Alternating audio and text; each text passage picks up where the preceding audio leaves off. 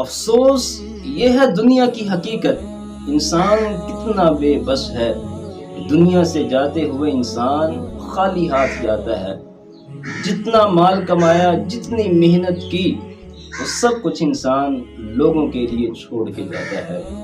Video میں دیکھا جا سکتا ہے کہ ایک بزرگ آدمی مر چکا ہے یا مرنے کے قریب ہے، وہ رسا کاغذات پر انگوٹھے لگوا رہے ہیں۔ یہ ویڈیو ہمارے لیے عبرت ہے۔ اپنے پیچھے ورثاء کے لیے مال چھوڑ کر جائیں، لیکن اتنا مال جمع نہ کریں کہ لوگ آپ کے لیے دعا کرنا بھی بھول جائیں۔